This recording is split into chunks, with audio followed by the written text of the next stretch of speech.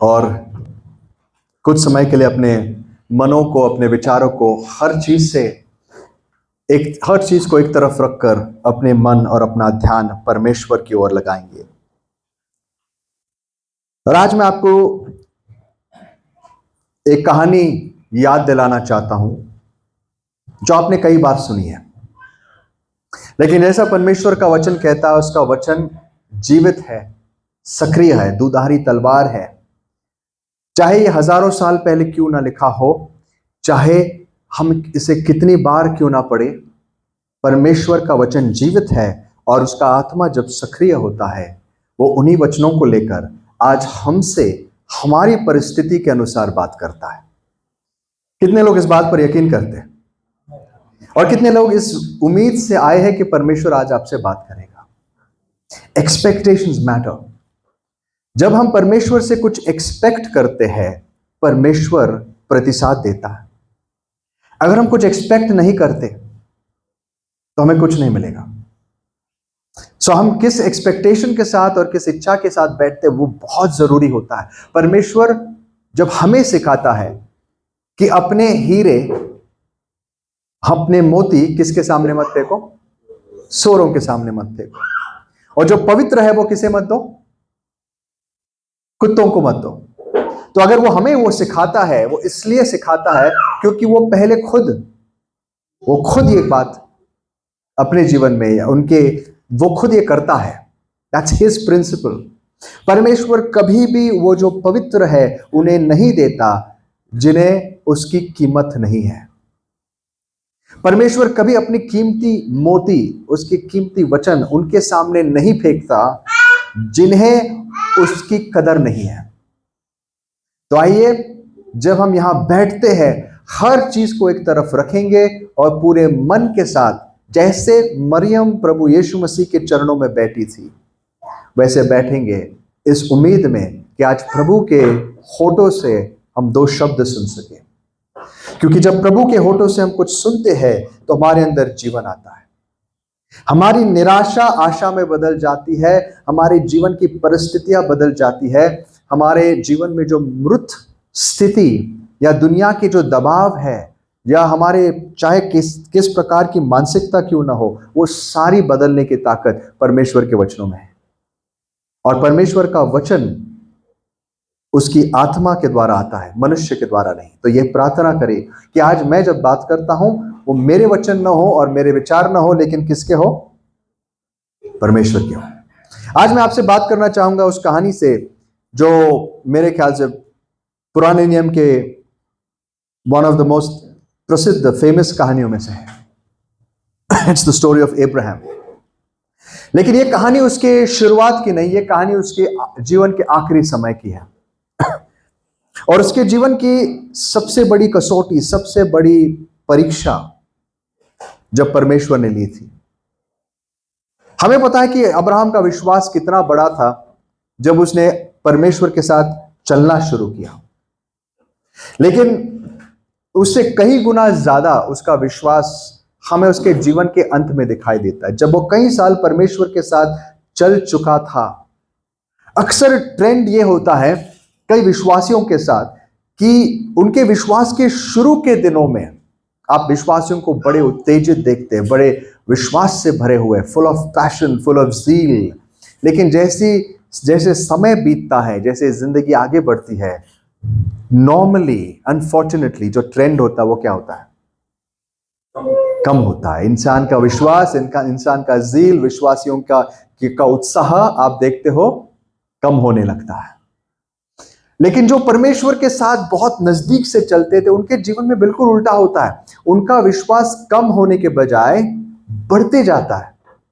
हो सकता है कि बीच में कहीं उतार आ जाए, उतार चढ़ाव सबके जीवन में आते हैं, लेकिन ग्राफ हमेशा ऊपर जाते रहता है।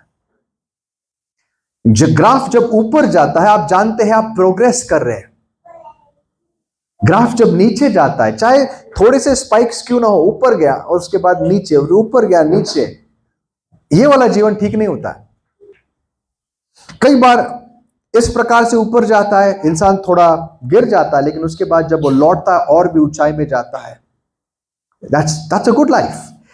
आइडियली होना चाहिए कि कहीं उतार आना नहीं चाहिए, लेकिन मुझे नहीं लगता कोई ऐसा जीवन है, वेरी वेरी रेयर। शायद उसके लिए हमें अपोस्टल पॉल जैसा बनना पड़ेगा, which is what we should aim for. So आइए हम देखते हैं कि अब्राहम के साथ क्या हुआ। हम जानते हैं जेनेसिस 22 में, बाय द वे अब्राहम की कहानी नहीं है, मैं उसके आगे के इसके बाद क्या हुआ उस पर ज्यादा ध्यान देना चाहूंगा। लेकिन जेनेसिस चैप्टर 22 में ये पूरा का पूरा अध्याय किसके ऊपर है पता है? अब्राहम की परीक्षा। अब्राहम की परीक्षा, जब परमेश्वर ने एक दिन अब्राहम को कहा, अब्राहम तो क्या कर, पढ़े भाई, एक से लेकर पढ़ेंगे हम। इन बातों के पश्चात ऐसा हुआ कि परमेश्वर ने इब्राहिम से यह कहकर उसकी परीक्षा की कि हे इब्राहिम। उसने कहा, देख मैं यहाँ हूँ। उसने कहा, अपने पुत्र को अर्थात अपने इकलौते पुत्र इसहाक को, जिससे तू प्रेम रखता है, संग लेकर मोरिया देश में चला जा और वहाँ उसको एक पहाड़ के ऊपर जा, जो मैं तुझे बताऊंगा, होम बलि करके चढ़ा। ओके। तो इब्राहिम बिहान को तड़के उठा और अपने गदहे पर काठी कसकर अपने दो सेवक और अपने पुत्र इसहाक को संग लिया और होम बलि के लिए लकड़ी चीर ली। तब कूच करके उस स्थान की ओर चला जिसकी चर्चा परमेश्वर ने उससे की थी। ठीक है। अब ये जो कहानी है बहुत विशेष क्यों है? क्योंकि जैसे हम इसको थोड़े से इसके ऊपर मनन करेंगे आपको दिखाई देगा। सबसे पहले मैं आपका ध्यान एक वर्ड पे लेके जाना चाहूंगा। कल हम इसी के विषय बात कर रहे थे, जब अब्राहम इसहाक के विषय कहता है, अब्राहम तेरे बेटे को लेकर आ। तेरे कौन से वाले बेटे को? तेरे इकलौते बेटे को, इकलौते बेटे को। अब क्या इसहाक अब्राहम का इकलौता बेटा? Was he his only son? ये जो शब्द है ना, ये ओनली या ओनली बिगॉटन, जैसे मैं कल बता रहा था, कई बाइबल्स में इसको ट्रांसलेट किया जाता है ओनली बिगॉटन। जैसे कि जॉन 3:16 में इसका जो ग्रीक वर्ड है मोनोकेनेस, only begotten.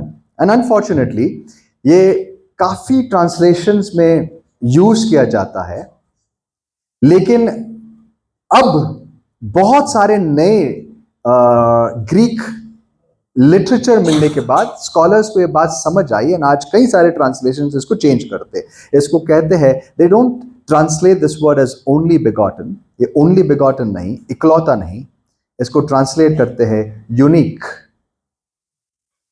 For God so loved the world that he gave his unique son, मोनोगेनेस, वन ऑफ अ काइंड, उसके जैसा कोई और नहीं। एंड इट्स नो सरप्राइज, ये कोई सरप्राइज या कोई आश्चर्य की बात नहीं कि परमेश्वर वही शब्द इसहाक के लिए यूज करता है, क्योंकि ये कहानी तो परमेश्वर, ये अब्राहम के परीक्षा की कहानी है एट वन लेवल, लेकिन ये कहानी सिर्फ अब्राहम की परीक्षा की कहानी नहीं है। ये पूरी की पूरी कहानी एक भविष्यवाणी है। इसकी शुरुआत से लेके इसके दूसरे अध्याय के अंत तक ये पूरा का पूरा जो ये इतिहास है, ये जो घटना घड़ी है, ये एक भविष्यवाणी है। बाइबल में कई प्रकार की भविष्यवाणियां हैं। कुछ भविष्यवाणियां ऐसी है जहां पर परमेश्वर का अभिषेक उसके दास पर उतर के आता है और उसका दास बहुत सामर्थ्य के साथ, एक अद्भुत सामर्थ्य के साथ, out of that ecstatic overflow वो बात करने लगता है। जैसे यिर्मयाह अचानक से एक दिन मंदिर के सामने खड़ा हुआ, उसकी आवाज ऊंची हो गई और वो लोगों से बात करने लगा। That's one kind of prophecy. फिर और भविष्यवाणियां दूसरी प्रकार की होती है जहां पर परमेश्वर अपने दासों को दर्शन देता है और वो उन दर्शनों को बोलते हैं और लिखते हैं। बाइबल में ऐसी कई सारी भविष्यवाणियां, लेकिन उसके अलावा और भी अलग प्रकार की भविष्यवाणियां होती है। वो भविष्यवाणी होती है नाटकीय तौर पर या क्रिया के द्वारा। जैसे कि एक दिन प्रभु ने एजिकल को क्या क्या कहा, तो एक दिन, इतने दिन क्या कर, अपने बाईं ओर सो जा। यरूशलेम की दीवार की प्रतिमा बना, बाईं ओर सो जा, बहुत सारी डिटेल्स उसको बताए। तो he had to act out his prophecies. लेकिन वो फिर भी एक वो जानते थे कि वो क्या कर रहे, this is a prophetic act. लेकिन कुछ भविष्यवाणी ऐसी होती है कि किसके जीवन में कुछ घट रहा है, प्रभु वो घटना घटने देता है, अपने हिसाब से उसको मोड़ता है, और वो घटना खुद एक भविष्यवाणी बन जाती है। और अब्राहम के जीवन की यह घटना बाइबल के सबसे महान भविष्यवाणियों में से एक है। जैसे आप देखते हो इस घटना में कितनी सारी ऐसी चीजें हैं जो आने वाले मसीहा हमारे प्रभु यीशु मसीह को दर्शाते हैं। Exactly what he did. और उसका ही नहीं, सिर्फ उसके विषय नहीं, यह भविष्यवाणी आपके और मेरे विषय भी है। इसलिए मैं आज इसके ऊपर बात कर रहा हूं। तो आइए समझते ये घटना कैसे हुई, इसमें हम अब्राहम से क्या सीखते हैं, और फाइनली इस भविष्यवाणी में हम अपने आप को कहां देखते हैं। तो मैंने जैसे कहा, इसहाक को इस पूरे घटना में, इस सीन में क्या बुलाया गया है? अब्राहम तेरे इकलौते पुत्र को। अब्राहम का इकलौता पुत्र नहीं था इसहाक, उसके पहले एक पुत्र था इश्माइल, लेकिन ये एक यूनिक लड़का था। उसका एक यूनिक को क्या कहेंगे भाई? अनोखा, एक अनोखा पुत्र। तेरे उस अनोखे पुत्र को लेकर आ जो तुझे सामान्य रूप से नहीं मिला। आज भाई ने मेरे साथ शेयर किया प्रभु ने उनको किस प्रकार से एक अनुग्रह दिया। इट्स अ मिरेकल, प्रभु ने उसके जीवन में चमत्कार किया। लेकिन ये उससे महान एक बड़ा चमत्कार था जहां एक कितने वर्ष का इंसान, 100 साल का, बाइबल कहती है उसका शरीर मृत जैसा था, और परमेश्वर ने उसको क्या दी? एक संतान। He was unique. और परमेश्वर अब इसको ऐसे प्रोजेक्ट करता है जैसे अब अब्राहम की परीक्षा होने वाली। और परीक्षा थी, ये कोई साधारण बात नहीं थी। कभी सोचा है अगर परमेश्वर आपको कहे आपके बच्चे को लाओ और उसे मेरे लिए बलिदान करो? First of all it will hit you like a train. आप समझोगे नहीं कि क्या हुआ, कि ये क्या हुआ है मेरे साथ। परमेश्वर ऐसा कैसे कर सकता है? वो अब तक मैं उसके बारे में सोचता था वो कितना अच्छा है, कितना भला, लेकिन अचानक से वो मेरे बच्चे को मारने के लिए बोलता है। आपको क्या लगता है अब्राहम के मन में बातें आई नहीं होगी? क्या अब्राहम को इस बात की परेशानी नहीं होगी कि यार ये कैसे हुआ? But the striking part is, जैसे उसने सुना, अब्राहम ने एक प्रश्न नहीं पूछा। उसने कहा ठीक है प्रभु, और अगले दिन उसने अलार्म लगाया। बाइबल कहती है वो कभी उठा? जल्दी उठा। और मैं होता तो बहुत, मैं सो जाता, बोलता नहीं अभी देखते क्या करना है, let me think over it. मैं अगले शाम उठ जाता शायद से कि क्या करूं, थोड़ा सा डिले कर देता, अपने पैर घिस कर चलता। यार नहीं, I mean have I heard God? First of all I think he was so close to God कि उसे इस बात का कोई डाउट नहीं था कि परमेश्वर ने उससे बात की। That's amazing. ये लोग कितनी साफ तरीके से परमेश्वर को सुनते थे। मेरी हमेशा से प्रार्थना और इच्छा है कि मैं, प्रभु मुझे अनुग्रह दे कि मैं तुझे ऐसा सुन सकूं जैसे ये लोग सुनते थे। बहुत बड़ी बात है, कई बार प्रभु हमसे बात करता है, हमें पता लगता है प्रभु हमें लीड कर रहा है, बहुत ही अनोखी बात है, but I still am not satisfied. मुझे लगता है कि प्रभु इन्हें जैसे तो लीड करता था, जैसे इनसे बात करता था, इनके मन में एक डाउट नहीं होता था दिस इज गॉड। आज हम गैस करते हैं। आज कितने तो लोग हैं सेल्फ प्रोक्लेम प्रॉफिट्स। कई बार मैं I don't want to demean preachers, मैं किसी की निंदा नहीं करना चाहता, लेकिन इट मेक्स मी नर्वस जब कई सारे लोग ऐसे बात करते। कल प्रभु ने मुझसे बात की और प्रभु ने ये कहा और प्रभु ने वो कहा, और बड़ा डायलॉग बोलते पूरा, प्रभु ने ये कहा, फिर मैंने कैसा कहा, फिर प्रभु ने कहा बेटा तो ये कर। Most of the time it's just their own imagination. और ये अपने आप एक भयानक चीज है कि कैसे एक इंसान अपनी कल्पना को, चाहे वो कितनी सुंदर कल्पना क्यों ना हो, इतने कॉन्फिडेंस के साथ ये कहता है प्रभु ने मुझको कहा। It's scary. अगर आप यिर्मयाह 23 पढ़ते हो, इट्स स्कैरी। परमेश्वर हमें वार्न करता है, तो अपनी कल्पनाओं को ऐसे मत कहो जैसे मैंने तुमसे बात की है। तुम ये कह सकते हो मुझे लगता है शायद प्रभु मुझे लीड कर रहा है, शायद प्रभु ने दिखाया। Be humble, honest. लेकिन जब हम इससे बात करते हैं कि प्रभु ने मुझसे कहा, it's dangerous. Of topic, but I just thought मैं आपको ये बात याद दिला दूं। कई बार लोग इस कॉन्फिडेंस के साथ, हम लोगों को सुनते भी हैं, अक्सर प्रचारकों को सुनते हैं, and we get this feeling, यार ये तो रोज प्रभु से ऐसे बात करता है। जन I feel most of the time वो क्या है, इट जस्ट देयर इमेजिनेशन। लेकिन अब्राहम और जितने भी हम प्रॉफिट्स देखते हैं, न्यू टेस्टामेंट में अपोस्टल्स देखते हैं, जब परमेश्वर उनसे बात करता था, देयर वाज नो डाउट। सबसे पहले अगर मुझसे प्रभु कहता, मेरे मन में आता है प्रभु ही है ना, या शैतान तो नहीं है। उनको सवाल भी नहीं आया, क्योंकि वो प्रभु को इतना अच्छे से जानते थे। जस्ट थिंक अबाउट इट, जिस प्रभु से आप रोज बात करते हैं, या जो प्रभु आपको लीड करता है, एक दिन आपको कहे अपने बच्चे को ला और उसको सैक्रिफाइस कर दे, डाउट तो आएगा। आपको लगेगा ये सच में प्रभु था कि नहीं। अब्राहम को वो डाउट नहीं था, ये प्रभु था।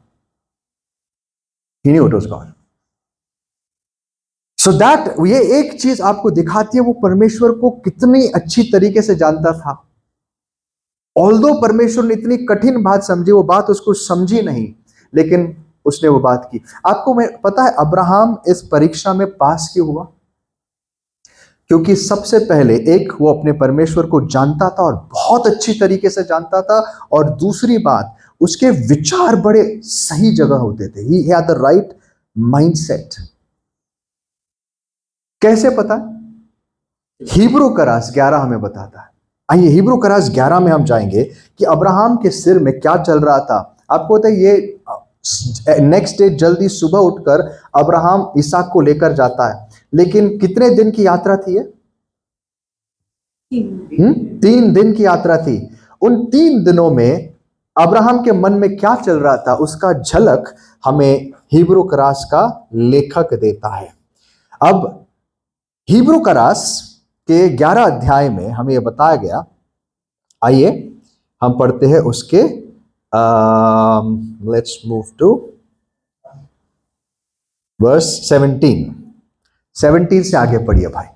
विश्वास ही से इब्राहिम ने परखे जाने के समय में इसहाक को बलिदान चढ़ाया, और जिसने प्रतिज्ञाओं को सच माना था, और जिससे यह कहा गया था कि इसहाक से तेरा वंश कहलाएगा, वह अपने इकलौते को चढ़ाने चला, क्योंकि उसने विचार किया कि परमेश्वर सामर्थी है कि मरे हुओं में से जिलाए। सो उन्हीं में से दृष्टांत की रीति पर वह उससे फिर मिला। आइए इसको थोड़ा सा डिकोड करते। इस वाक्य का, इस पैसेज का सबसे इंपॉर्टेंट पार्ट है क्योंकि उसने विचार किया। सो अब्राहम क्यों इतने कॉन्फिडेंस के साथ गया? ऑल्दो उसको पता था कि वो जो करने जा रहा है इतना हार्ट ब्रेकिंग होने वाला है, इतना मुश्किल होने वाला है, फिर भी उसने किया। पता है क्यों? क्योंकि उसके विचार में क्या चल रहा था हमें बताया गया। वो ये सोच रहा था, देखो मैं मेरे परमेश्वर को जानता हूं, मेरा परमेश्वर सबसे पहला सच्चा है और वो झूठ नहीं बोलता। The first thing, he new God. तो अगर वो झूठ नहीं बोलता, उसने मुझसे प्रॉमिस किया है। क्या प्रॉमिस किया है? कि इसहाक के द्वारा तेरा वंश बढ़ेगा। तो अगर परमेश्वर ने प्रॉमिस किया और वो झूठ नहीं बोलता, इसका मतलब है वो अपने वायदे को तोड़ नहीं सकता। नंबर 1। दूसरी चीज, मेरा परमेश्वर सर्वसमर्थ है।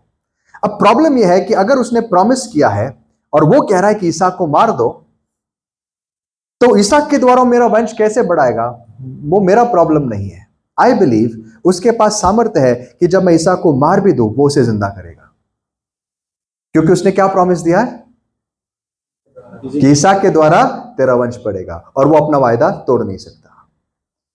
तो इसका मतलब है कि मैं इसहाक को मार भी दूं, परमेश्वर उसको जिंदा करेगा और इसी के द्वारा मेरा वंश बढ़ाएगा। इसीलिए उसके पास विश्वास था, क्योंकि वो अपने परमेश्वर को जानता था। ये उसके विचार थे। What you think about God matters. आपके विचार कहां और कैसे बहुत मायने रखता है। आप परमेश्वर के बारे में क्या सोचते हो बहुत मायने रखता है, और जितनी आपकी सोच साफ और सही होगी, उतना ही आपका विश्वास परमेश्वर पर बढ़ेगा। मेरा परमेश्वर झूठ नहीं बोलता। उसने मुझे प्रॉमिस किया है, इसहाक के द्वारा तुझे मैं आगे बढ़ाऊंगा, तेरे वंश को, तो इसहाक के द्वारा ही बढ़ेगा। कैसे? अब तो तुझे उसे मारने जा रहा है, कोई बात नहीं, अगर मैं मार भी दूं तो उसे जिंदा करेगा। और हिब्रू करास कहता है, एक प्रकार से उसने इसहाक को मुर्दों में से जिंदे जैसा ही वापस पाया। The similar thing happens in Acts. आपको पता है प्रेरितों के काम में, अभी जाने का वहां समय नहीं, लेकिन आपको पता है एक समय आता है जब पॉल का जहाज टूटता है। पॉल जहाज में था बंदी बनकर, जहाज टूटता है, वो एक टापू पर उतरते हैं। टापू पर उतरने के बाद पहली चीज क्या होती है? लकड़ियां इकट्ठा कर रहा, क्या होता है? सांप उसको काटता है। सांप उसको काट लेता है और पॉल क्या करता है? सांप को झटक देता है। अब जब पॉल ये करता है, मार्क 16 जो था उसके हाथ में नहीं था, मार्क 16 लिखा हुआ नहीं था, वो सांपों को उठाएंगे, राइट? तो पॉल को इतना कॉन्फिडेंस क्यों था कि उसको कुछ नहीं होगा? बिल्कुल, उसको शिप पे कुछ ही समय पहले दूत ने आके क्या बोला था? डर मत पॉल, तुझे रोम में जाके कैसर के सामने गवाही देनी है। जब दूत ने मुझे ये बताया है कौन से सांप में इतना जहर होगा, इतनी ताकत होगी कि मेरी जान ले, उसको कोई फर्क नहीं पड़ा। सांप ने काट दिया, उसको झटक दिया और सारे लोग देखते रह गए, अभी मरने वाला है, कुछ नहीं हुआ। पहले तो लगा बहुत बड़ा पापी है, जैसे आसमान से टपका खजूर में अटका, वैसे जहाज से उतरा तो यहाँ आके सांप काटा, ये बहुत बड़ा पापी है। लेकिन थोड़े समय में सीन बदल गया और इसको ये लोग देवता मानने लग गए। क्यों? क्योंकि यार इसको इतनी सारी परेशानी हुई, मरता ही नहीं आदमी, ये कोई भगवान होगा, तो उसकी उपासना करने लग गए। लेकिन पॉल में भी इतना विश्वास क्यों था? क्योंकि उसने परमेश्वर को सुना था और वो जानता है परमेश्वर झूठ नहीं बोलता। It's all about how well we know our God. हम परमेश्वर को जानते हैं, उसके साथ कितना चलते हैं। तो अब्राहम भी इसी विश्वास के साथ चला। इसके लिए वो सुबह जल्दी उठा और 3 दिन वो यात्रा करते हुए अपने 2 दासों को लेकर वहां गया। अच्छा, ब्यूटीफुल पिक्चर दिस। ऐसा लगता है पूरी चीज ऑर्केस्ट्रेटेड थी, परमेश्वर ने इसको प्लान किया। हर चित्र आप देखो इसमें आपको क्या बताता है। सबसे पहले हम देखते हैं ये यात्रा कितने दिन की थी? कितने? 3 दिन की। यीशु मसीह को जब क्रूस में मारा गया वो कितने दिन थे कब्र में? 3 दिन। आपको पता है यीशु मसीह जब ईसाक जब जा रहा था, तो अक्सर आपने कभी अगर इस अब्राहम के कोई मूवीज देखे होंगे, क्रिश्चियन मूवीज, अक्सर उसको दिखाया जाता है ईसाक ऐसा छोटा सा लड़का था, और ये छोटे से लड़के को अब्राहम लेकर आया। बड़ा बुरा लगता है, हमें भी बुरा लगता है, ये बच्चे को लेके अब्राहम अब मारने वाला है, और बड़ा इमोशनल सा scene. Of course it is emotional, लेकिन एक डिटेल हम हमेशा हर मूवी में गलत होती है, अनलेस कोई नई मूवी आए, मैं नहीं जानता। हर मूवी में, हर चित्र में उसको छोटा दिखाया जाता है, सिवाय फर्क यह है कि इस समय तक अगर आप बाइबल के डेट्स कैलकुलेट करो, जो अभी मेरे पास करने के लिए टाइम नहीं है, इसहाक जो था वो एक बड़ा पुरुष बन चुका था। He was a grown up man. और इसे प्रूव करने के लिए एक ही एविडेंस अगर आपको दूं तो ये सिंपल बात है। जैसे आप कहानी आगे पढ़ते हो, आप घर जाके सारी चीजें पढ़ लेना, जैसे आप कहानी आगे पढ़ते हो, 3 दिन तक ये चलते हैं, और तीसरे दिन अब्राहम अपने दासों को कहता है तुम इधर रुको, मैं और मेरा बेटा बलिदान करके आएंगे। और उस समय जो लकड़ियां बलिदान के लिए चाहिए थी वो अभी तक गधों पर थी। अब वो सारी लकड़ियां कौन उठाता है?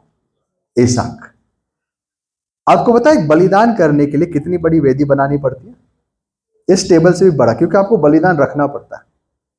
उसके लिए लकड़ियां जमा करके आग लगानी है, इतना सारा वजन। कभी सोचा है 10 साल का लड़का उठा के ऊपर जाएगा? कितना निर्दय होगा बाबू। मारने के पहले अपने बच्चे को क्या कर रहा है? पहले तो ये देखो यार, यहां यहीं पर उसका क्या हृदय है, बच्चे को इतना उठाने को दे रहा है। नहीं, अब्राहम बूढ़ा था, वो नहीं उठा सका, इसके लिए कौन उठा के चला? कौन? इसहाक। अपने खुद के मौत का सामान, खुद के मौत की, मृत्यु की लकड़ियां वो अपने कंधों पर उठा के ऊपर चल रहा था। ये किसका चित्र है? प्रभु यीशु मसीह का। और जब उस रास्ते पर वो जा रहा था, उसके दोनों तरफ कितने दास थे? 2। यीशु मसीह को जब मारा गया, कितने वहां पे 2 लोग थे उसके बाजू में? 2। अब होता ऐसे कि अब्राहम जब उस पहाड़ पे जाता है, इसहाक को भी अभी तक कुछ पता नहीं था। इसहाक भी थोड़ा सा डाउट में था कि पिताजी ये सब तो हम लेकर आए, लकड़ियां लेकर आए, बलिदान का सामान लेकर आए, लेकिन बलिदान कहां है? तो वहां पर अब्राहम एक वाक्य कहता है जो उस समय के लिए सच था और आने वाले समय के लिए एक भविष्यवाणी बन गई। वाक्य था, बेटा बलिदान प्रभु उसका प्रयोजन करेगा। God will provide, God will provide, प्रभु प्रयोजन करेगा। और वो प्रयोजन प्रभु ने उसके 1000 साल बाद उसी जगह उसी लोकेशन पर हमारे लिए किया। Even the location was not a coincidence, जो जगह थी वो भी योगायोग नहीं थी। परमेश्वर ने अब्राहम को ठीक उसी जगह जाने के लिए कहा जहां 1000 साल के बाद वो अपने खुद के पुत्र को बलिदान करने वाला था। The same mountain range, may be a little wide apart, लेकिन उसी माउंटेन रेंज पर, उसी जगह में, मोराया पर्वत पर। हाँ, 3000, I think maybe the dates are wrong, maybe 2000, I think it is 2000। 3000 तो उससे बहुत पुराना, 2000 साल बाद। David is 1000 years, right. So उस समय जब जब अब्राहम को कुछ पता नहीं था, उसके लिए वो परीक्षा थी, लेकिन उसकी परीक्षा आने वाले समय की, जीवन, हमारे जीवन की, इतिहास के सबसे बड़ी घटना की एक भविष्यवाणी बन गई। और अब्राहम जब उस पहाड़ पर रुकता है, वहां पर खड़ा होता है, इसहाक ने अपना ऑल्टर तैयार किया। अब सबसे बड़ी परीक्षा की घड़ी। इस पूरे एपिसोड को हम अब्राहम के विश्वास की परीक्षा कहते हैं, लेकिन अक्सर भूल जाते हैं कि ये जितने अब्राहम के विश्वास की परीक्षा थी, उतनी ही इसहाक के विश्वास की भी परीक्षा थी। क्योंकि जरा सोचिए, एक फुली ग्रोन अप मैन, एक लड़का जो अब प्राउड हो चुका है, अपने बाप के से ऊंचा हो गया होगा उस समय, और उसका बाप उसको कहता है, बेटा वेदी तैयार कर। उसने वेदी तैयार की, रास्ते पर पूछ भी लिया था, पिताजी बलिदान कहाँ है? पिताजी ने कहा परमेश्वर प्रयोजन करेगा।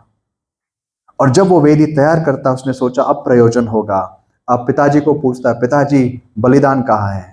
तो पिताजी उसको देखकर कहता है, बेटा क्षमा करना, बलिदान तू ही है। अगर उस जगह आप होते तो क्या करते? शायद मैं होता तो बोल देता आपको, क्या आप पागल हुए? नहीं, ऐसे मैं पिताजी से नहीं बात करता हूं, या करता था। लेकिन मैं क्या कहता था मन में? कहीं ना कहीं विचार आता था, यार मेरे डैड कुछ तो गड़बड़ है, बुढ़ापा असर दिखा रहा है। जितना उसके लिए जितना अब्राहम के लिए विश्वास की परीक्षा थी, इसके लिए और भी ज्यादा, क्योंकि अब इसके पास एक बड़ी प्रॉब्लम। अब्राहम ने तो सीधे परमेश्वर से सुना था, इसहाक को सिर्फ परमेश्वर पर नहीं, अपने बाप पर भी भरोसा करना था। डैड तुमने सुना क्या? नहीं, ये इतना बड़ा डिसीजन ले रहे हो, मुझे मारने जा रहे हो। इमेजिन, उसको और भी ज्यादा विश्वास चाहिए था। सोचो, उसको अपने परमेश्वर पर और अपने पिता पर कितना भरोसा था।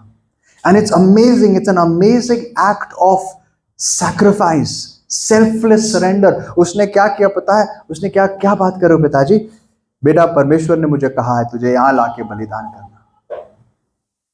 आई एम श्योर ये बात उसके ऊपर ऐसी गिरी होगी जैसे बिजली किसके ऊपर गिरती है, उसको समझ में नहीं आया होगा। लेकिन उसी क्षण में उसने भी कुछ नहीं कहा, विदाउट एनी पुशबैक, किसी भी प्रकार का विरोध किए बिना उसने कहा ठीक है पिताजी, अगर परमेश्वर की इच्छा है तो मैं यहां लेटने के लिए तैयार हूं। ऐसा नहीं था कि अब्राहम ने पीछे से छुपके से उसको पकड़ा, जमीन पर डाला, उसको बांधा, और उसको कराटे स्टाइल में वहां पिन डाउन किया। ऐसा नहीं था। It was not forced, because Abraham, उसकी कैपेबिलिटी नहीं थी, उससे वो बूढ़ा हो चुका था, उसके अंदर कोई ताकत नहीं थी। 130 साल के आसपास था वो। उसने कहा बेटा ये परमेश्वर ने कहा है। उसने कहा ठीक है पिताजी, अगर प्रभु ने कहा है तो मैं तैयार हूं। पता नहीं उसके हाथ बांधे या नहीं, लेकिन उसको वहां लिटा दिया। लिटा देने के बाद अब्राहम ने छुरा लिया। जितना विश्वास अब्राहम को चाहिए था, जितना दर्द उसको हो रहा था, उतना दर्द उस बेटे को भी हो रहा था। और यही कहानी है क्रूस की दोस्तों। पिता, हमें लगा यीशु मसीह ने जो सहा बहुत भयंकर था, लेकिन उतना दर्द पिता को भी हो रहा था। और वो सब क्यों किया उसने? आपके और मेरे खातिर। अब्राहम ने जब छुरी हाथ में ली और उसको मारने गया, ही हैड नो डाउट, उसके पास कोई दूसरे विचार नहीं थे, कोई बैकअप प्लान नहीं था। उसने नहीं सोचा let's wait, he had made up his mind. उसने ऑलरेडी सोचा था, हिब्रू में हमको बताया, उसने सोचा था मैं मारूंगा और उसके बाद वो जिंदा होगा। So he had raised his hand और मारने गया। परमेश्वर को उसको रोकना पड़ा, अब्राहम रोक। और जब परमेश्वर ने उसको रोका तब वो पीछे मुड़कर देखता है और वहां झाड़ियों में कौन फंसा हुआ था? एक मेमना। अमेजिंग। और परमेश्वर कहता है कि देख, अब मैं जान गया हूं कि तू सच में मेरा भय मानता। ऑफ कोर्स ये इसको थियोलॉजिकल टर्म में एक भाषा है जिसका अर्थ है कि ये वो बात करने का तरीका है जैसे बुजुर्ग लोग बच्चों से बात करते हैं उनकी भाषा में, परमेश्वर इंसानों की भाषा में बात कर रहा है। ये परमेश्वर को पता लगने के लिए नहीं था, उसको पहले से पता था कि क्या होने वाला है, लेकिन ये कहानी हमारे लिए जरूरी थी। इसके लिए परमेश्वर को ये घड़ानी पड़ी आज हमें दिखाने के लिए कि अब्राहम कितना महान था। अगर परमेश्वर ये नहीं करता तो हमें अब्राहम के विश्वास का लेवल और उसकी विश्वास योग्यता के बारे में कुछ पता नहीं होता। He would have been a great man। लेकिन परमेश्वर ये हमें दिखाना चाहता था कि मेरा दास अब्राहम कितना महान है, और जिसको मैं अनुग्रह देता हूं, ये जो मेरे महान दास है, इनकी असलियत क्या है, इसको प्रभु ने अनंत तरीके से हमारे लिखित रूप में रखा है। इस put them in the word of God. और यहां अब्राहम की जो हृदय की सुंदरता, उसका विश्वास पूरी दुनिया के सामने प्रभु ने लाकर रख दिया। दिस इज माई सर्वेंट, ये मेरा दास है जिसको मैंने चुना। आज आपको पता होगा कि मैंने इसको क्यों चुना। परमेश्वर कहता तो है मुझे पता चला, लेकिन ये बात किसको बतानी थी? हमें बतानी थी कि अब्राहम कौन था। आज मुझे पता चला तो मेरा भय मानने वाला है। अपने बेटे इसहाक को मत मार, ये तो तेरी परीक्षा थी। लेकिन आगे की बात प्रभु ने नहीं कही। प्रभु ने यह नहीं कहा कि ये अब्राहम तूने जो आज नहीं किया वो मैं खुद आने वाले समय में तेरे लिए और तेरे वंश के लिए करूंगा और पूरी दुनिया के लिए करूंगा। तो उस दिन इसहाक वहां से उठता है, मेमना वहां से लाया जाता है। वहां परमेश्वर को अब्राहम एक नाम देता है। क्या नाम देता है? यहोवा जायरे। यहोवा जायरे का मतलब क्या है? परमेश्वर मेरा प्रोवाइडर, मुझे प्रोवाइड करने वाला, पुरौठा करने वाला। उसको हिंदी में क्या कहते हैं? मुहैया। अच्छा शब्द है, गुड, याद करना पड़ेगा, वोकैबुलरी में ऐड कर देता, मुहैया करने वाला। ओके, सो परमेश्वर मेरा प्रोवाइडर है। अब अक्सर इस कहानी को हम यहां तक पढ़ते हैं, बड़ी सुंदर कहानी है, no doubt one of the most faith inspiring stories, कि किस प्रकार से हम इन लोगों से इंस्पायर हो सकते हैं। इब्राहिम एंड आइजैक अक्सर भूल जाते हैं, लेकिन इस कहानी के बाद जो चीजें होती है वो उतनी ही विशेष है। कहानी यहां रुकती नहीं है। आपको पता है इस अध्याय के आखिरी में क्या लिखा है? पढ़िए, चैप्टर 22 उसका लास्ट वर्स, उत्पत्ति उसका 22 अध्याय आखिरी वचन। फिर नाहोर के रूमा नाम एक रखेली भी थी। नहीं सॉरी, हम कहाँ थे? यस 22 में ना, नॉट दैट पार्ट, पर उसके उसी सेक्शन का। एक मिनट मैं आपको बताता हूं।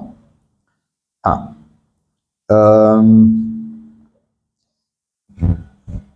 Yes verse 19, sorry verse 19। तब इब्राहिम अपने सेवकों के पास लौट आया और वे सब बेरशेबा को संग संग गए और इब्राहिम बेरशेबा में रहता रहा। अब्राहम लौट आया, लेकिन इसहाक का कोई मेंशन नहीं है। ऑफ कोर्स इसहाक भी आया होगा, right? Isaac is not mentioned anywhere, again by design. मैं बताऊंगा क्यों बाद में, लेकिन इसके बाद कहानी एक ब्रेक लेती है, जहां पर चैप्टर 23 में हमें सारा के मृत्यु के विषय कुछ बातें बताई गई है, और इसी का कंटिन्यूएशन हमें चैप्टर 24 में मिलता है। अब इसहाक का जिक्र चैप्टर 22 के इस स्टोरी के बाद कहीं नहीं है, और उसका जिक्र सीधे 24 अध्याय में होता है, लेकिन उसके बीच और कुछ होता है। 24 अध्याय के पहले वचन में हमें बताया गया है कि अब्राहम अब बूढ़ा हो चुका था, और वो क्या करता है? पढ़िए भाई यहां से, 24 अध्याय 1 और 2 वचन। इब्राहिम वृद्ध था और उसकी आयु बहुत थी और यहोवा ने सब बातों में उसको आशीष दी थी। तो इब्राहिम ने अपने उस दास से जो उसके घर में पुरनिया और उसकी सारी संपत्ति पर अधिकारी था कहा, अपना हाथ मेरी जांघ के नीचे रख और मुझसे आकाश और पृथ्वी के परमेश्वर यहोवा के इस विषय में शपथ खा कि तू मेरे पुत्र के लिए कनानियों की लड़कियों में से जिनके बीच में मैं रहता हूँ किसी को न ले आएगा, परंतु तू मेरे देश में मेरे ही कुटुंबियों के पास जाकर मेरे पुत्र इसहाक के लिए एक पत्नी ले आए। तो अब इस स्टोरी का जो नेक्स्ट इंपॉर्टेंट फेज है वो ये है कि अब्राहम अपने दास को कहता है कि तू क्या कर, मेरे देश में जा और वहां से मेरे बेटे के लिए एक दुल्हन, एक पत्नी लेकर आ। इस दास का नाम क्या था? एलियाजर। यहां पर नहीं लिखा है, लेकिन इसके पहले अध्यायों में हमें पता है उस दास का नाम क्या था? एलियाजर। आपको पता है एलियाजर का मतलब क्या है? एलियाजर का मतलब क्या है? God is my help. परमेश्वर मेरा सहायक। और आपको पता है इस पूरे कहानी में अब ये यहां पे जो एंट्री होती है इस व्यक्ति की, ये किसकी प्रतिमा है? ये किसको दर्शाता है? God is my help. नए नियम में यीशु मसीह पवित्र आत्मा को क्या नाम देता है? I will send you a helper. मैं तुम्हें कौन भेज रहा हूं? मैं जा रहा हूं, लेकिन किसको भेज रहा हूं? सहायक। इसहाक चला गया, इसहाक का क्या अब यहां पर नाम नहीं है, अब सीन में कौन है? एलियाजर। एलियाजर क्या करने जा रहा है? इसहाक के लिए एक पत्नी ढूंढकर उसे तैयार करने जा रहा है। Amazing story. ये सारी घटनाएं बस घटनाएं नहीं थी, these are prophecies in action. अब हमें पवित्र आत्मा का रोल दिखाई देता है कि वो किस प्रकार से हमारे जीवनों में काम करता है। एलियाजर को अब पिता भेजता है, घर का पिता अब्राहम क्या कहता है? किसके पास जा? मेरे देश में जा और क्या कर? मेरे बेटे के लिए एक दुल्हन ढूंढ और उसे तैयार करके ला। अमेजिंग। एलियाजर जाता है और यह भी कहानी अपने आप में एक अजूबा है। Amazing story. इतने सारी चीजें वो लेकर जाता है और Eliezer, of course these are types, हर डिटेल किसी चीज को कॉरेस्पॉन्ड नहीं करती, तो हमें यह भी समझना है। एलियाजर वहां एक जगह जाता है कनान पहुंचने के बाद, वो अपने अब्राहम के नेटिव प्लेस पहुंचने के बाद, और वहां से वो क्या करता है? कहां पर रुकता है? कुएं के पास। आपको पता है यीशु मसीह ने पहली बार जब पवित्र आत्मा का जिक्र किया, कहां किया? I mean specially in the sense कि वो क्या करने वाला है, उसका काम क्या होगा। उस कई बार जिक्र हुआ, जैसे बपतिस्मा देने वाला यूहान ने बात की, डिफरेंट प्लेसेस जब, लेकिन यीशु मसीह उसके बारे में बात करता है। एक दिन एक स्त्री से वो बात कर रहा था, शमरूनी स्त्री, और स्त्री को वो क्या कहता है? स्त्री, अगर तुझे पता होता कि मैं कौन हूं, तू किससे बात कर रही है, तो तूने मुझसे पानी मांगा होता और मैं तुझे ऐसा जल देता जो जिसे पीकर तू कभी प्यासी नहीं होती। वो तेरे अंदर से एक कुआं, एक झरना बन के फूट उठता तेरी प्यास और अनेकों की प्यास बुझाने के लिए। ये पूरा कॉन्वर्सेशन कहां हुआ? एक कुएं के पास। एलियाजर खड़ा है कुएं के पास और प्रार्थना करता है, परमेश्वर, अब मैं आया तो यहां हूं, लेकिन मैं जानता नहीं किसको चुनना है, लेकिन मेरी प्रार्थना है कि जिसको भी तूने मेरे स्वामी अब्राहम के पुत्र के लिए चुना है, मेरी प्रार्थना यह है कि जब कोई लड़की यहां आएगी तो मैं बस उससे एक बात पूछूंगा कि मुझे पानी दे, और अगर वो लड़की कहती है मैं तुझे भी पानी दूंगी और तेरे ऊंटों को भी पानी पिलाऊंगी, तो मैं यकीन करूंगा, मान लूंगा कि वो लड़की आपने चुनी है और यही आपकी चुनाहट है। आई जस्ट विश हमारे अंदर भी ऐसी मानसिकता होती ना, coming of the prophecy for a while. Eliezer जो प्रैक्टिकल वाला एलियाजर था, असली वाला मतलब जो चिन्ह था, उससे हम ये बात सीख सकते हैं कि जब भी हम जीवन में कोई बड़े निर्णय लेते हैं, हमें हमेशा प्रयास करना है कि हम पहले परमेश्वर की पूरी इच्छा जानें, किसी संदेह के बिना। शादी जीवन के सबसे बड़े निर्णयों में से एक निर्णय है। इसको कभी भी हल्के में अपने विचार से, अपनी मर्जी से करने की कोशिश मत करना, या किसी से आपका संपर्क हो, आप जब किसी को काउंसिल करते हो उन्हें बताना, दीज आर इंपॉर्टेंट डिसीजंस। आप उन्हें चुनो, आप इस बात की खातरी निश्चय करके लो कि परमेश्वर ने आपको ये रिश्ता लाया है या ये चीज आपके जीवन में लाई है। This is God's will. He didn't take chances. उसने ये नहीं लगा चलो मैं देख लेता हूं, let's see who I like, जो सुंदर दिखेगी, जो अच्छी दिखेगी। He had no conditions. उसकी एक ही कंडीशन थी, प्रभु तू दिखा और मेरे पास एक ही ऑप्शन है, मैं ये पूछूंगा, तू अगर ये करवाता है I will take this as your sign. अब एक कहानी हमें पता है कि वहां रेबेका आती है, सबसे पहली लड़की वही आती है, और वो आने के बाद जब एलिएजर उसको पूछता है कि बेटी मुझे पानी दे, तो कहती है बिल्कुल सर, मैं आपको ही नहीं, उस समय पता नहीं क्या बोलते थे, लेकिन अंकल, अंकल आपको ही नहीं, लेकिन आपके सारे ऊंट भी प्यासे लग रहे हैं मुझे। She was a well brought up girl. वो एक बहुत ही अच्छे, उसका I mean what ever background पता नहीं उसका क्या था, कितने विश्वास में थे, but I think she had these qualities. आपको पता है पवित्र आत्मा जिसका चिन्ह यहां पर एलिएजर है, किसके साथ काम करता है, किन लोगों को चुनता है, या वो किसके जीवन में काम कर सकता है। मैंने आपको पिछले 2 सैटरडेज बताए थे कि यीशु के पास आने के लिए आपको परफेक्ट होने की जरूरत नहीं, लेकिन यीशु के पास आने के लिए आपके अंदर कुछ गुण होने जरूरी है, जैसे कि नम्रता, जैसे कि सत्यता, अपने गुनाहों को मानने की इच्छा। वैसे एक और गुण है, ये गुण बहुत जरूरी होता है अगर आप चाहते हैं पवित्र आत्मा आपको लीड करे। It is the quality of willing to obey and serve. आप आज्ञा मानने के लिए इच्छा रखो, be willing. In the New Testament आपको देखो एक्ट्स चैप्टर 5 वर्स 32 में, प्रेरित 5:32 में यहां पर पतरस देखो क्या कहता है। एक्ट्स उसका प्रेरित 5वां अध्याय 32 वचन में पढ़िए। और हम इन बातों के गवाह हैं, और पवित्र आत्मा भी जिसे परमेश्वर ने उन्हें दिया है, जो उसकी आज्ञा मानते हैं। देखो हम इस बात के गवाह है और पवित्र आत्मा भी गवाह है। कौन है पवित्र आत्मा? जिसको परमेश्वर ने दिया। किसको दिया? जो उसकी आज्ञा मानते। अब इसका मतलब ये नहीं कि परमेश्वर देखता है तो आज्ञा मानेगा कि नहीं मानेगा, are you following my law, और फिर पवित्र आत्मा दूंगा। That's not the idea. आज्ञा मानते हैं मतलब वो लोग जो अपने मन में निश्चय करते हैं प्रभु के पास आने के लिए, Lord I am willing to bow my knee, मेरा घुटना तेरे सामने टिकेगा, तू जो कहेगा वो करने के लिए मैं तैयार हूं, I am willing to obey. This a major shift. आपको पता है परमेश्वर किसको स्वीकार करता है? उनको नहीं जो पहले से आज्ञा मानते। तो कोई नहीं कर सकता, हम सब में वो क्षमता है नहीं, पवित्र आत्मा ही हमें क्षमता देता है आज्ञा मानने की। लेकिन उसके पहले एक और चीज आती है, आज्ञा मानने की इच्छा। आर यू विलिंग टू ओबे? क्या आप यीशु को प्रभु मानने के लिए तैयार हो? प्रभु मानना मतलब क्या? प्रभु जब हम उसको मानते हैं, वैसे लॉर्ड मेरे अंदर कोई अच्छाई नहीं, मेरे अंदर कोई भलाई या कोई धार्मिकता नहीं, लेकिन मैं आपको प्रभु मानने के लिए तैयार हूं। मतलब आज से आप जो कहोगे वो करने के लिए मैं तैयार हूं। You are my Lord. That's what it means to call Jesus Lord.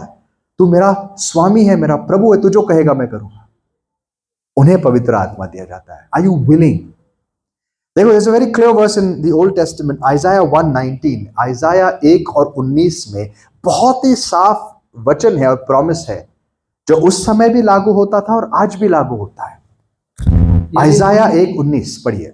यदि तुम आज्ञाकारी होकर मेरी मानो, तो इस देश के उत्तम से उत्तम पदार्थ खाओ। हिंदी में थोड़ा सा ये इसकी जो क्लैरिटी है डिफ्यूज हो गई है, लेकिन इंग्लिश में मैं पढ़ता हूं। If you are willing and obedient, you shall eat the good of the land. अगर तू इच्छा मानने, आज्ञा मानने की इच्छा रखता है और आज्ञा मानता है, if you are willing and obedient. अब ये डिस्टिंक्शन को समझो। एक होता है विलिंग एंड ओबीडियंट, एक होता है अनविलिंग एंड ओबीडियंट। फर्क समझ में आता है? मैं आपको एक बात बोलता हूं। एक दिन एक लड़का था, उसकी मां उसको बोलती है, जॉनी, जॉनी खड़ा था, मस्ती कर रहा था, बैठ जा। जॉनी सुनता नहीं, खड़ा है। मां बोलती है, जॉनी बैठ जा, बिल्कुल बैठता नहीं है, मां को देखते रहता है। तीसरी बार बोलती है, जॉनी बैठ जा, फिर भी नहीं करती। फिर सीधे जाके माँ हथियार लेके आती है, बेल्ट लेकर आती है, बोलती है जॉनी बैठ जा। जॉनी बैठ जाता है और बैठने के बाद कहता है देखो, शरीर से तो मैं बैठा हूं लेकिन मन में मैं खड़ा हूं। इसको बोलते हैं अनविलिंग बट ओबीडियंट। ऐसे भी लोग होते हैं जिनको मार कर आप करवा सकते, परमेश्वर की मार पड़ने के बाद ठीक हो जाते हैं, लेकिन फायदा नहीं है।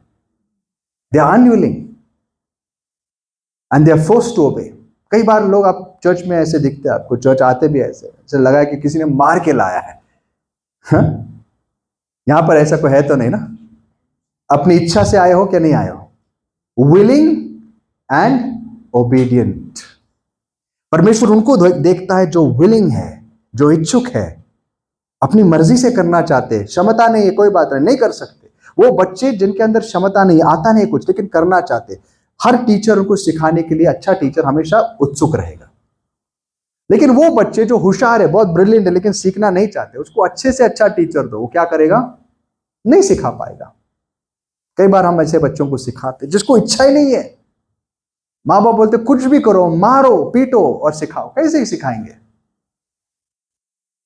गधे थोड़ी है, हम है लिटरली गधे जैसे ही रहते हैं वो लोग, बट ऐसे बच्चों को आप सिखा नहीं सकते। तो वैसे पवित्र आत्मा उनको नहीं सिखा सकता जिनको इच्छा नहीं है। हर बार अपने मोटिव्स को जांचो कि हम क्यों करते। Are you willing? You have to convince yourself. जब आप वचन सुनते हो, इस बात की तैयारी करो कि नहीं, मैं ये मानना चाहता हूं, नहीं होगा, मुश्किल है, फिर भी प्रभु करना चाहता हूं, आपको सहायता मिलेगी। I want to do it Lord. जो सही में करना चाहता हूं, आपको सहायता मिलेगी। रिबेका के अंदर यह गुण था। Rebecca was very submissive. ये जो सबमिशन है ना, मैं अक्सर कहता हूं कुछ चीजें ऐसी होती है बच्चों को बहुत जरूरी होती है सिखानी। आपको पता है, बच्चों को बड़ा करना एक कला होती है। ये कला हम माँ बाप तब सीखते हैं जब बच्चे बड़े हो जाते हैं, है क्या नहीं? कितने माँ बाप है यहां पर? ये कला हम तब सीखते हैं जब बच्चे बड़े होते हैं, और फिर हमें दूसरों को ज्ञान देने के लिए बहुत कुछ होता है। लेकिन जब अपने बच्चे छोटे होते, काश ज्यादा ज्ञान मिले। इसलिए हम सब तैयार रहे कि हम बच्चों को क्या, one of the most important things to teach children is submission. बचपन से सिखाओ। उठ बोला तो उठ, बैठ बोला तो बैठ, क्यों नहीं पूछने का। अमेजिंग। दिस इज ये एडवाइस मैं हर यंग पेरेंट को दूंगा। अगर एक चीज आपको बच्चों को सिखानी, सबसे पहले उसको सिखाओ सबमिशन। अधिकार को कैसे मानना। पिता ने कहा बैठ, बैठ। क्योंकि यही चीज अगर नहीं होती तो बड़ा होके उन्हीं माँ बाप को बहुत तकलीफ होती है। क्या मैं नहीं करता, बेटा कर नहीं करता, बहुत मुश्किल होती है। देखता हूं कितने ही बच्चे इस प्रकार से बड़े होते हैं, ऐसा लगता है माँ बाप डरे हुए हैं। बच्चा नाराज होगा क्योंकि जब समय था तब नहीं किया। ये चीजें बहुत जरूरी होती है। सबमिशन। रिबेका की अपब्रिंगिंग में ये चीज देखती है। वो एक बुजुर्ग इंसान को देखकर उसके अंदर इतनी इज्जत तो है, यार ये बुजुर्ग है, पानी बेचारा कैसे पिएगा, और ये पिएगा, इसको दोगे तो ऊंटों को कैसे पिलाएगा। माँ बाप ने सिखाया था बुजुर्गों की सेवा कर, तो उसने कर दी। एलिएजर प्रसन्न होता है, बोलता है प्रभु thank you, one of the quickest answered prayer, सबसे तेज जैसे प्रार्थना की यहां से जवाब आ गया। क्योंकि ये पूरा प्लान परमेश्वर का था। अगर आप परमेश्वर के प्लान में चलते हो तो प्रार्थनाओं का जवाब ऐसे आता है। आप उल्टी दिशा में चलते हो जोना जैसे, तो कितनी भी प्रार्थना करो नहीं होगा। जब मौत के बिछाने पर से प्रार्थना करनी पड़ती है फिर वापस आने के लिए, डिफिकल्ट है। देखो जोना का कितना था, उसको विंडो सीट भी नहीं मिला। इतनी मुश्किल इसकी जर्नी थी, उसको विंडो ही नहीं था, कहां से देखे बेचारा, जहाज में बैठा तो है। सो उसके रिबेका को देखकर एलिएजर इतना प्रसन्न होता है, वो बोलता है बेटी तू कहां से है, तो उसको घर लेके जाती है। अब देखो पवित्र आत्मा का कितना ब्यूटीफुल डिस्क्रिप्शन है यहां पर। वो उसके साथ साथ काम कर सकता है जो उसके अधीन होने के लिए तैयार है। ये लड़की बड़ी सबमिसिव लड़की थी। इसका सबमिशन एक और जगह दिखता है, जब ये घर जाती है, बातचीत होती है, सब आनंदित होते सारे, जब तो माँ बाप और भाई क्या कहते हैं,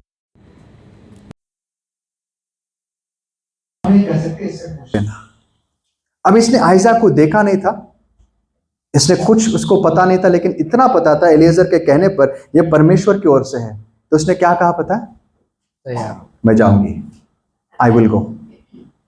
अमेजिंग। उसने नहीं से देखा फोटो है क्या। Although I am not against it. आज मैं नहीं कहता हूं कि आप बिना फोटो देके शादी करो, ये टोटली आउट ऑफ कॉन्टेक्स्ट मत ले लेना चीज। अनलेस यू नो आपको एलिएजर और अब्राहम जैसा एक पूरा डिवाइन प्लान दिखे, फिर नो प्रॉब्लम। बोला इसका व्हाट्सएप प्रोफाइल दिखाओ, कुछ तो दिखाओ, फेसबुक अकाउंट है क्या कहीं। तो उसने कुछ नहीं मांगा, उसने बोला आओगी, ये बता हाइट कितनी है, काला है क्या गोरा है?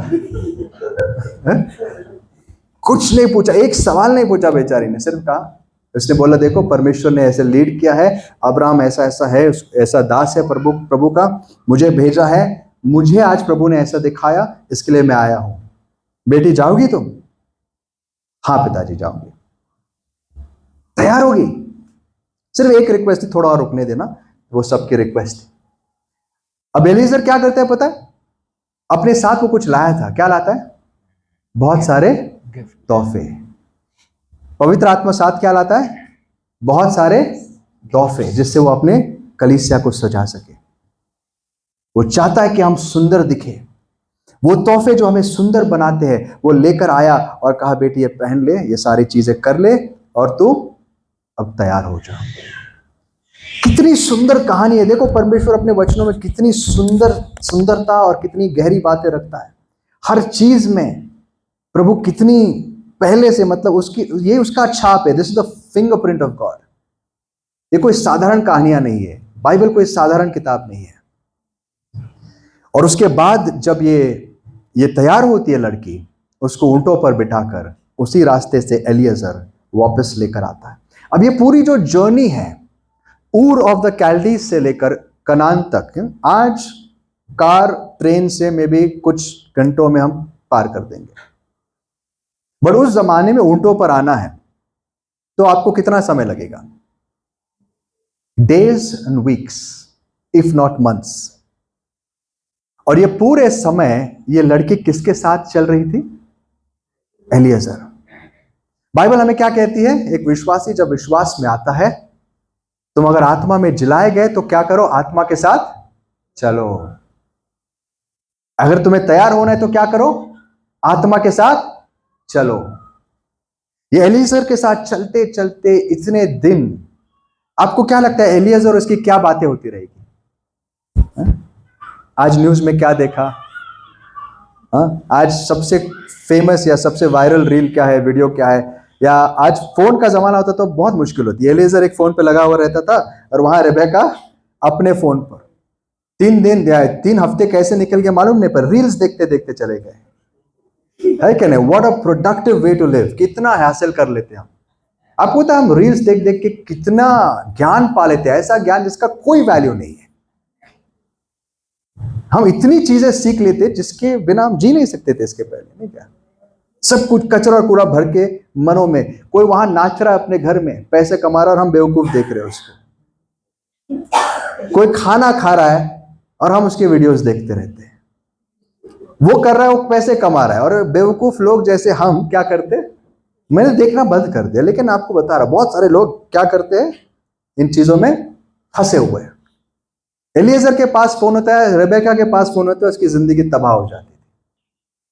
लेकिन ये इनके पास ना फोन था ना कुछ था। ये क्या कर रहे थे हफ्तों तक? आपको क्या लगता है टॉपिक क्या था? इसहाक। रेबेका ने पूछा होगा कि एलिएजर पता है इसहाक है कैसा? तो एलिएजर ने शुरुआत से बताया होगा, तुझे पता है अब्राहम की कहानी? अब्राहम को तेरे ही इस देश से परमेश्वर ने बुलाया, वो ऐसा ऐसा था, वो भी हमारे जैसे, तुम्हारे इन लोगों के जैसे मूर्तियों की पूजा करता था। परमेश्वर ने उसे बुलाया, उसे वायदा दिया कि उसको बेटा होगा। आपको पता है कितने दिन तक अब्राहम इंतजार करता रहा? 25 साल बीत गए, लेकिन परमेश्वर ने वायदा किया था, वो भूलता नहीं, और इस वायदे को उसने पूरा किया। इसी वायदे का नतीजा इसहाक था। ये लड़का जब जन्म लेता है, तेरे जो होने वाले ससुर है वो 100 साल का था। और किस प्रकार से प्रभु ने उसको इस दुनिया में लाया, ये पूरी की पूरी कहानी इतने हफ्तों तक एलिएजर इसको सुना रहा था।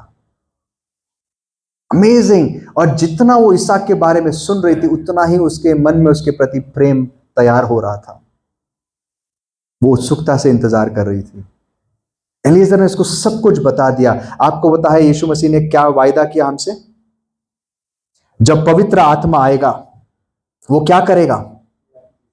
वो तुम्हें याद दिलाएगा और जो मेरी बातें हैं उसमें से लेकर तुम्हें क्या करेगा? सिखाएगा।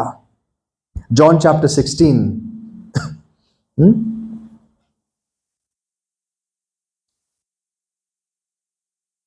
इनफैक्ट जॉन 14 पहले पढ़ लेते हैं, वर्स 15।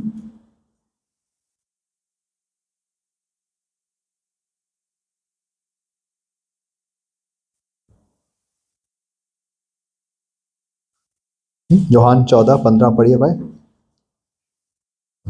यदि तुम मुझसे प्रेम रखते हो तो मेरी आज्ञाओं को मानोगे। हाँ, और मैं पिता से विनती करूंगा और वह तुम्हें एक और सहायक देगा कि वह सर्वदा तुम्हारे साथ रहे। आगे पढ़ते रहिए। अर्थात सत्य का आत्मा, इसे संसार ग्रहण नहीं कर सकता, हाँ। क्योंकि वह न उसे देखता है और न उसे जानता है। तुम उसे जानते हो क्योंकि वह तुम्हारे साथ रहता है और इसी के आगे और जब वह अब तुम में होगा। हाँ, और जॉन 16 में, okay let me look up the verse for you. आइए जॉन 16 में हम जाते हैं। वो जब आएगा तुम्हें क्या करेगा? Beautiful promise. John chapter 16 verse 12 से पढ़िए, 12 से। मुझे तुमसे और भी बहुत सी बातें कहनी है, परंतु अभी तुम उन्हें सह नहीं सकते। परंतु जब वह अर्थात सत्य का आत्मा आएगा तो तुम्हें वह सब सत्य का मार्ग बताएगा, क्योंकि वह अपनी ओर से न कहेगा, परंतु जो कुछ सुनेगा वही कहेगा। हाँ। और आने वाली बातें तुम्हें बताएगा। आगे? वह मेरी महिमा करेगा, वो मेरी महिमा करेगा। आगे? क्योंकि वह मेरी बातों में से लेकर तुम्हें बताएगा। वो मेरी महिमा करेगा। आपको कैसे पता? जब आप पवित्र आत्मा किसी के द्वारा बात करता है, किसी को लीड कर रहा है, उसका एक लक्षण होता है, वो व्यक्ति किसकी महिमा करता है? यीशु की महिमा करता है। यहां पर एलिएजर क्या कर रहा था? उस पूरे रास्ते पर इसहाक के बारे में रिबेका को बता रहा था। और उस यात्रा के अंत में क्या होता है? जब रिबेका नजदीक पहुंचती है तो दूर से, घर में नहीं, घर से बाहर खेतों में एक व्यक्ति चलते हुए से दिखता है और पूछते कौन है? यही वो इसहाक है। रिबेका तुरंत उतरती है, अपने चेहरे पर वेल रखती है और बड़ी सुंदर, अगेन ये चित्र कितना सुंदर है। इसहाक रिबेका को मिलने कहां आया? घर से बाहर खुले मैदान में। यीशु मसीह हमें स्वीकार करने के लिए कहां आएगा? बादलों पर। अपने घर से बाहर बादलों पर, बीच रास्ते हमें मिलेगा और उसके बाद हमें कहां लेकर जाएगा? अपने घर। इसहाक को रिबेका मिल गई and this was love at first sight planned by God. परमेश्वर ने यह प्रेम उनके जीवन में रखा, ये योजना बनाई, दोनों को तैयार किया। रिबेका को तैयार करने के लिए एलिएजर को भेजा। एक क्षण में उनको कोई संदेह नहीं था, दोनों they were made for each other. दोनों मिलते हैं, तुरंत प्रेम में पड़ते हैं और उसके बाद इसहाक उसे कहां लेकर जाता है? अपने घर में। और वहां कहानी खत्म होती है। This is the story of Christ and the church. ये कहानी किसकी थी? प्रभु यीशु मसीह और उसकी कलीसिया। शुरू होता है एक पिता से जो अपने बेटे को बलिदान करता है, मुर्दों में से जिंदा करता है और अपना पवित्र आत्मा भेजकर उसके लिए एक दुल्हन तैयार करता है, जिस दुल्हन को लेने प्रभु यीशु मसीह एक दिन आएंगे। ये कहानी आपकी और मेरी है। लेकिन आइए इस कहानी से ये भी सीखते हैं कि प्रभु किसके साथ काम करता है? उन लोगों के साथ जो रिबेका के जैसे बनने के लिए तैयार है। Those who are willing and obedient, जो नम्र है, जो सेवा करने के लिए तैयार है, जो परमेश्वर के अधीन होने के लिए तैयार है। आंख बंद करके कहने वाले लोग जो ये कह सकते हैं, हाँ प्रभु अगर ये आपकी मर्जी है तो मैं तैयार हूं, मेरी सहायता करना। Those are the people God is looking for. आइए प्रार्थना करेंगे कि खुदावन हमें ऐसा बना कि हम रिबेका जैसे बिना प्रश्न पूछे आपके अधीन होने के लिए तैयार हो और आपके आने के लिए हम तैयार हो जाए। आइए अपने आंखों को बंद करेंगे और कुछ समय अपनी जगह जहां बैठे हैं वहां पर इन वचनों पर हम मनन करेंगे।